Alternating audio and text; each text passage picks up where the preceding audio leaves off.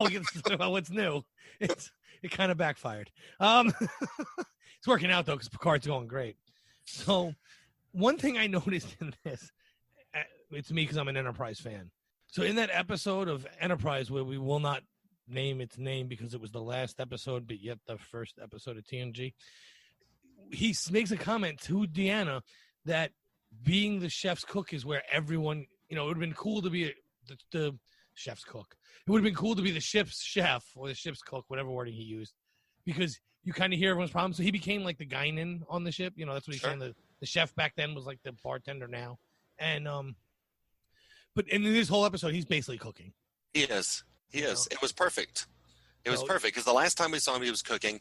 And then this time he's cooking in the kitchen and in the pizza oven, outside of the pizza oven. And we get a red alert because they burnt the tomatoes. Because they burnt the tomatoes. Which was pretty cool. Yeah, which was great. So what I really enjoyed about this, what I really enjoyed about all of the scenes on Nepenthe was Picard is fully come to grips with the fact that he messed up disappearing for 14 years. He's obviously completely come to grips with this idea now. He understands that it was the wrong move. He's now trying to make it up, and that's talked about at the very end of the episode, really. But on top of that, he goes to old friends, and Soji doesn't trust any of them. Yes. I actually really enjoyed the fact that Soji doesn't trust anybody. She's been through so much. I do, too. I just have one question. Why was Daj implanted with go to Picard if something goes wrong, and Soji wasn't? Oh, no. That's an excellent question. Or at least to trust him if you find him. Well, I mean, I think you guys discussed, though, that maybe that was the Romulans trying to suss her out because they thought she would go to Picard, but we never really got any full answers because they killed her in the second episode. Right. Yeah. Well, yeah, maybe. I mean, it seems like Dodge that was when she activated, she went to Picard. Now, Soji doesn't really fully activate till this episode because she's still holding on to the fact that she's human, as she mentions. But even then, like, she still doesn't trust him until they're at the table. And that was a great scene, too, because you have Deanna tell him, we'll use the dining room table as your ready room. Yes. And we'll fix it there. Well, if you really break down this show, though, they do such a great job of, like, he's been in his ready room before. When they first got on Rios' ship and they uploaded his winery into the holograph and everybody comes in, he's sitting at his table and he's got his crew around. Like, they have put those situations that we're familiar with and they've just sprinkled them throughout the whole show. Well, Karen was talking about this last week where she said it's a very different Picard, but every so often you see the old Picard. Yes. And in this episode, I felt we saw a lot more of the old Picard than the new Picard. Like, he's going back. I think he's been activated now. Right. But he's also still confused because when Daj is telling Deanna, you acting this way, that only makes it worse. Like, you treating me so nicely makes me trust you even less. And he's like, yeah, you're right. Don't trust me. I'm trying to torture you. Like, dude, what are you doing? Oh, he puts his foot in his mouth in every episode almost. Yes. I have said, like, when he was talking to Daj, and it's like, how hard is it just to recognize the girl needs to hear something comforting and nice? And here you are being really straightforward and blunt and saying something that's not helping. That's exactly the opposite of what she needs. Yeah. But he's awful with kids, and it's still awful with kids. Yep, he's still awful with kids. He's come to grips that kids are okay. Right, but he's still awful with them. Right. And even Will says to him, he goes, I don't think you're ready. I mean, the line is, I lost it. I did write it down somewhere, but he basically, Will says to him, he's like, you're dealing with a teenager, and honestly, I don't think you're ready. Yeah, he ends up telling him, you need to take baby steps. Yes. My wife said to me, she goes, why is everybody being so mean to Picard? Don't they know that he's the captain? Right?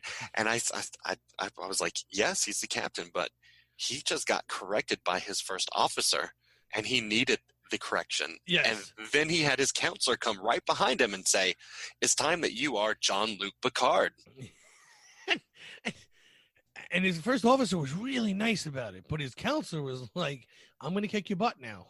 Yes. She even starts with, "A counselor shouldn't say this, but it was great. You're awful at this. You are absolutely the worst person to be trying this." Like, it's basically what she said. You need to be curious and nice, and yeah, no, this is not working. I thought that that Marina Sirtis, this is probably the best Troy we've ever seen in this episode. I think the way that they handled her Beta Z empathic powers, right, was just handled perfectly. He walks up to her, she hugs him, "I'm happy to see you," and she instantly knew. Yes. And she reacted. And she not only knew that he was in trouble, but she also knows he's dying. Right. Just by being there. Later on in the episode, when she's talking, shortly after, when she's talking to Soji, I'm so glad they didn't do the Next Generation thing where it was sitting there and, you know, she's saying her problems and Troy goes, "Well, how do you feel about that?" Yeah. Which is, she said it in every other episode. Right. The typical psychologist joke. Right. That they actually, that she explained what was going on with her son, talked a little bit about real versus not real and how it's good to be fake sometimes. And then she kind of got called out, like you said before, by Soji, where Soji was like, "You're being nice to me, so I believe you even less." Right. Which is, that's the way kids act. Yeah, it would be a perfectly normal reaction in her position. And she says, I trust you even less. I don't trust Castra. I definitely don't trust Picard. Like, you know, filling me around with all these warm people. It's just another game. Is this even real? Am I even really here? If it's even real, I felt so bad for her. Yeah. Yeah. And but I gotta be honest, I didn't like the message that Troy gave her, that sometimes being real isn't better. Well, I felt like that I felt like that contradicts a little bit of what Data has always tried to. Correct. Just because you're an android doesn't make you fake. You're right. Just not real in the same way we are, but that doesn't make you not real, because you still have your own thoughts and dreams and beliefs, and everything else is real about you. Yeah, I don't disagree with you. You know, I actually felt like the ghost of Data throughout this whole episode was really heavy, even with their daughter. Her name was Kestra, I think. Kestra, yeah. And I felt like everybody is just so Data focused, and of course the show is focused on Data and daughter and positronic and all this, but the fact that even like Kestra knew so much about Data, and you said it, and I think 2 podcasts ago you said, let's just call it out. Starfleet is a military organization, and that's what they are. Right. I don't know any guy who comes back from a military organization who sits down and talks to their child about these types of things. Not in this kind of detail, you would think, right? Not in that kind of detail. Now, my beautiful wife, who is always right. I think we got that out of the way. Turned around and said, well, maybe it was favorable bedtime stories. You know, maybe I'm going to tell you some of the good things, and maybe that's what Kestra was picking up on. But I did feel like there was a lot of, like, she knew a lot more than what I would imagine a child of her age would probably know about somebody who's been dead for 20 years. Right, and served on a military ship. Although, and some of them don't like to hear it, but the Enterprise in TNG was a cruise ship manned by military personnel. But whatever. I mean, it's true. I would have liked to have lived there. Yeah, it would have been nice. Just to have the replicator so I wouldn't have to do dishes. Yeah. It's a great idea. So you end up with all of this is like the heaviest part of the show too, is it is very heavy with Data's ghost, and you end up even having Will figure it out when making pizza. He's like, that has Data written all over it. That head turn. Yes. I can. She has Data's DNA. So, Did that head turn bother you? Not really. I would have liked to have seen it once or twice in another episode before they just dropped it on us in this one. Maybe the way I rationalized it in my head, and maybe I'm just, giving it too much credit, is now she's activated, she's going to be a little more androidish.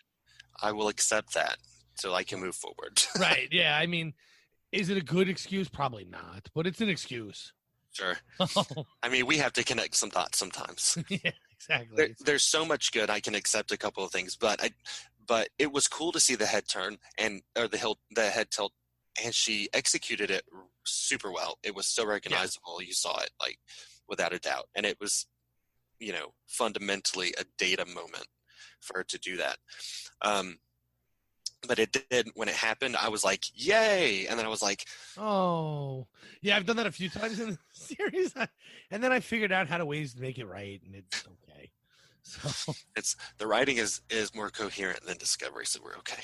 It is. And also, I got to be honest, I give it a little more leeway because it's Picard. I do too. And maybe I shouldn't, but I do.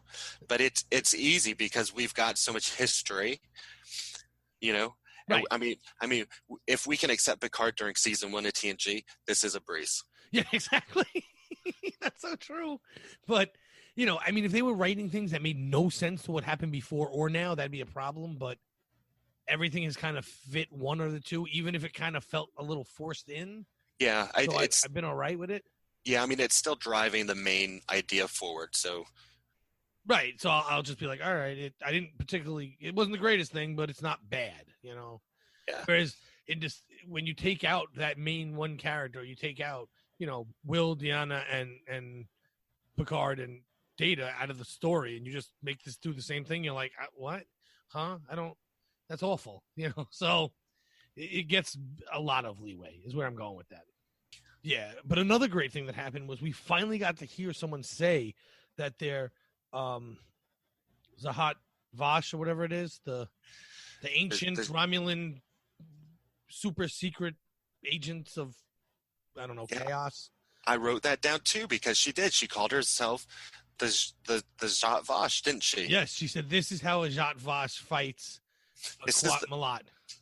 Yep, she did. She said that right before. Going hand to hand with I don't know. Elnor. Is that Elnor? Yeah, I don't know his name. He hasn't been in the show enough for me to. I'm awful with names, but I wrote them down this time. Well, maybe I will another time. but yeah, that shot out to me when she said it because it's been kind of just a theory of something that Picard's friends told him they thought was, and then when she said it, it became okay. They are on the right track, at least. Right now, we have the very first admission of a Zhat Vash. So, I knew we were going to eventually get there because why bring them up if you were never going to get some kind of tie to them, even if they didn't still exist now. And this was just the Tal Shiar, But now to find out there's like a super secret society, it's like double super secret probation, but. Now we have an admission of somebody who at least considers themselves Zhat Vash. Yeah, I mean, it was needed at this point. They needed to give us something so we knew what direction, our antagonist was going to be. Right. So it did, though. It was cool to hear it. And then Elnor struck his pose and said, let's go. Don't make me kill you. Choose to live. And then we got to see him fight finally, which was cool. And like you said, this is where we get the throwing knife into Hugh's throat, so he dies. But when he goes and grabs the throwing dart, which knife, whatever it was, and tries to throw it back at Narissa, she beams out of there before it can happen. Yeah, I mean, I feel bad for Elnor because he stayed back to help stop this, and he ended up failing. Yeah, he just failed. So I think we're going to get to see a good showdown, I hope, because I really dislike both of those Romulans. Yeah. I said it way back when I'm a nay to both of them. which is a good thing. I mean, it means the actors and actresses are doing their job. Yeah. But I want them both to die.